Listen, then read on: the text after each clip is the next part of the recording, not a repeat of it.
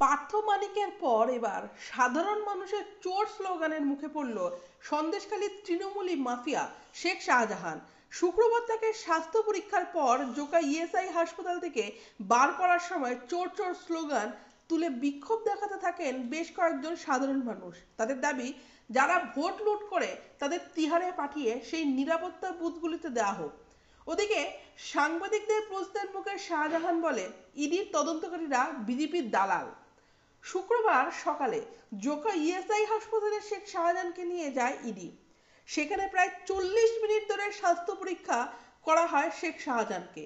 স্বাস্থ্য পরীক্ষা করিয়ে শাহজাহানকে গাড়িতে তোলার সময় গাড়ির সামনে দাঁড়িয়ে বিক্ষোভ দেখাতে থাকেন বেশ কয়েকজন। শেখ শাহজাহানকে উদ্দেশ্য করে চোর চোর স্লোগান দিতে থাকেন তারা। মুহূর্তে উত্তপ্ত হয়ে ওঠে এলাকা।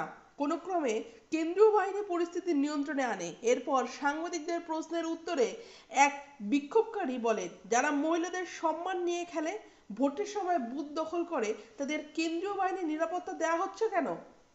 এদের তিহারে পাঠিয়ে সেই নিরাপত্তা বুথগুলিতে দেওয়া হওয়া উচিত। ওদিকে হাসপাতাল থেকে বেরোনোর সময় শেখ শাহজাহানকে সাংবাদিকরা প্রশ্ন করেন, শেখ সাবিনা ফিশারিজের মাধ্যমে 137 কোটি টাকা পাচারের অভিযোগ করছে ইডি, কি বলবেন?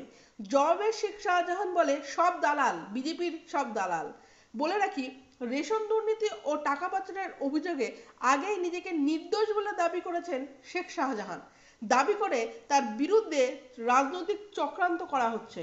এবার বিজেপিকে চক্রান্তকারী বলে উল্লেখ করলো সে। গত মঙ্গলবার শেখ শাহজাহানকে হেফাজতে নিয়েছে ইডি।